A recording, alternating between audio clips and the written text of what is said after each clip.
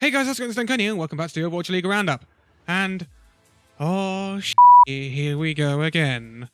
Yes, it's time to talk about Fissure. I said it was worthy of a video on its own, and here it is. So, Fissure is back in the Overwatch League if you had not seen the news already. He has come out of retirement and will be playing main tank for the Vancouver Titans next season.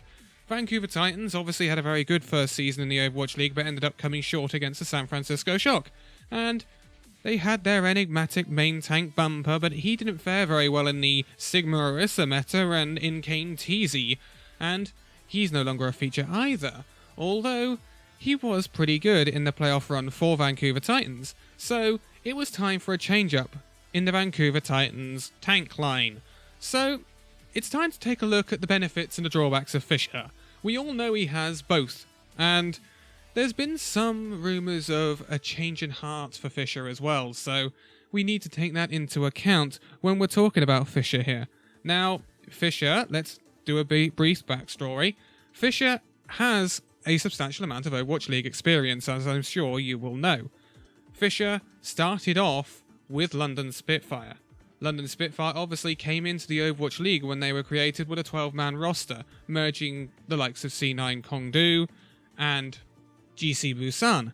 But back in the days of 2017-2018, a 12-man roster in the Overwatch League was not that sustainable, simply because you weren't going to be shifting your roster around a lot, and you couldn't keep all 12 players happy. So very quickly, this London roster got whittled down to less than the 12 players that they'd started with, and Fissure was one of the early casualties of this. Fissure was very, very good when he featured in the short time he was with the London Spitfire, and so deserved a place in the league, but he didn't deserve to be on the bench behind Gesture at the time. So Fissure left and joined the Los Angeles Gladiators, and it was a very, very good move for all parties at the start. He really, really improved the Los Angeles Gladiators, to the point where the Gladiators were almost a different looking team, with that leadership of Fissure in the tank role, and he really caused the Spitfire some problems when the Gladiators went up against them. He was kind of a bogey player for the London Spitfire. I wonder if they ever regret letting him go. I'm sure they don't now, though. But, again, Fissure had problems with a language barrier, and didn't seem all that willing to learn English or any other language than Korean, so his Gladiators' time was not all that long, and he ended up transferring to the Seoul Dynasty, but just before the end of that season, the inaugural season, and there was a bit of a mix-up at the end of the season where he didn't end up featuring for the Gladiators when they were in a playoff chase. It was all very, very weird, and he did kind of leave the Gladiators unceremoniously. But, going to an all-Korean roster, you would think Fissure would have settled in pretty well at the well-famed Seoul Dynasty. Well, yeah, he didn't.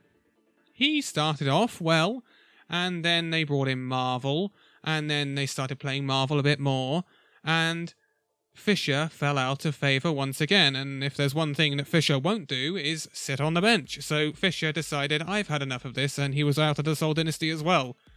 And he didn't really part the Seoul Dynasty on great terms. It wasn't necessarily the Seoul Dynasty that were the problem. It was the fact that Fissure, he said himself, got disenchanted with the game, didn't have the enjoyment with it anymore. He left Seoul Dynasty. He then leaked the fact that 222 was coming to the Overwatch League, and also then the game. This was back when GOATS was meta, if you didn't realise. And yeah, he kind of unceremoniously retired from the Overwatch League, and we all thought that was going to be the end of that and the last time we'd see Fissure, which was a shame, because despite Fissure's temperamental attitude at times, Fissure is a fantastic main tank, and he can play all of the main tanks. Winston, Reinhardt, Orisa, he is really, really good at what he does. And, considering everything, he's still actually pretty young, and he's only age 20. He's younger than I am, believe it or not. And it's a shame to see someone with such talent go to waste. Well, he gets his second wind. He gets his second shot at the Overwatch League now that he is signed for the Vancouver Titans. The question is, does the risk get outweighed by reward for Vancouver? Because Vancouver are now resting all of their hopes on Fissure. Because not only have they let TZ go, Bumper has now left the Vancouver Titans officially. So, the only main tank that the Vancouver Titans now have is Fissure. Now, this will suit Fissure down to the ground, because Fissure wants to be the star main tank on the roster. That's without a doubt. That suits Fissure. He is, I don't want to say egotistical, because it's kind of like that's a strong thing to say. But he is enigmatic. He is the I am main tank, if you see what I mean. And this is why he won't play second fiddle to other people.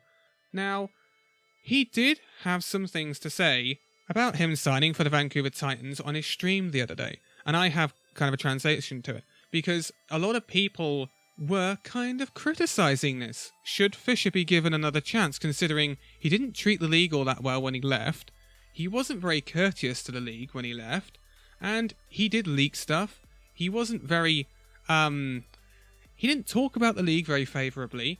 And it was all very toxic at the end of the Sol Dynasty era for Fissure. So, does he really deserve another chance at possibly winning the entire league with Vancouver Titans? Because that's obviously what the Titans will be aiming for, considering their run last season. And he goes on to say that he's sorry for everything that he said. He deserved the criticism, and I think everyone would agree that Fissure did deserve the criticism for how things were handled. And he goes on to say that he came back because he still has the desire to win. He still has the desire to win the league. And let's be honest, he didn't get close with any of the other teams. He didn't get close with Seoul. He didn't get close with Gladiators, even though they were in the playoffs. And with London, he didn't last long enough to get close. If he'd spent the whole season there, he'd have an Overwatch League winners medal. But he didn't want to play second fiddle. So that was Fissure's decision. But the crucial thing he does go on to say is about his contract. Now, Overwatch League players can't go into the ins and outs of their contracts. They can't talk about figures and that is wholly and solely private. And in some respects, we don't need to know. We don't need to know. Yeah, we know there and thereabouts what Sinatra gets paid and people like that. But we don't know the exact figures for what everyone gets paid. But it isn't about that. There is apparently, according to Fissure, a clause in the contract which means he cannot forcibly leave the Vancouver Titans mid-season.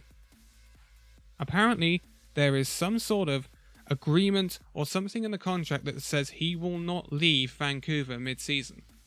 He is tied down to the Titans for the entire season.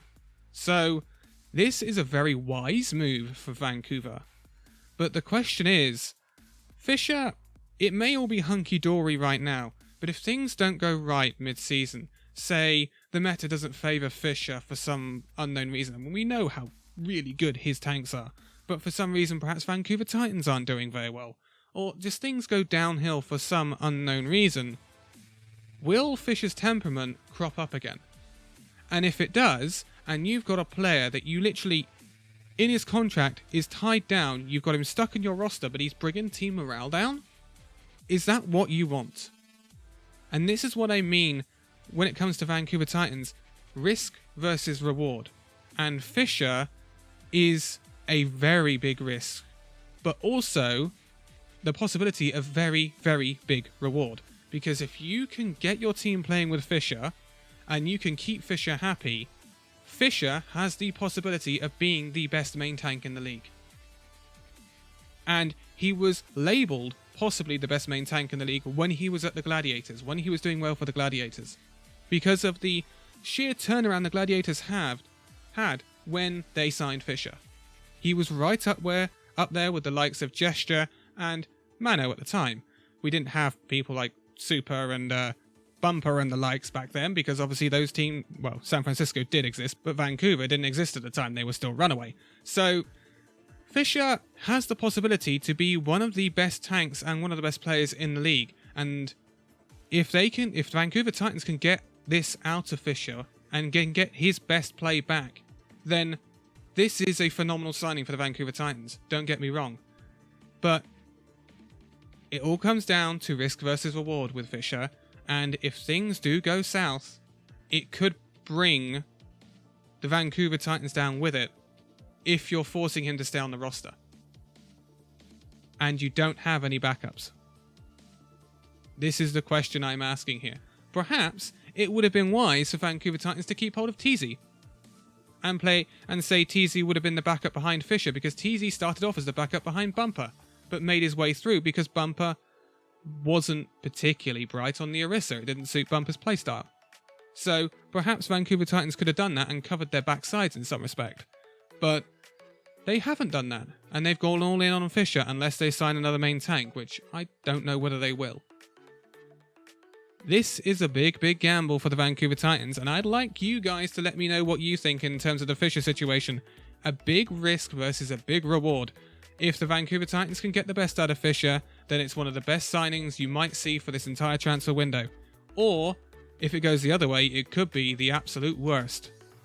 Vancouver Titans have really made a gamble here, and we will see in just a couple of months' time where this will all land when the league actually starts. But for now, thank you guys so much for watching this video. If you liked it, give it a like, subscribe if you're new, and I will see you in the next video. See you then.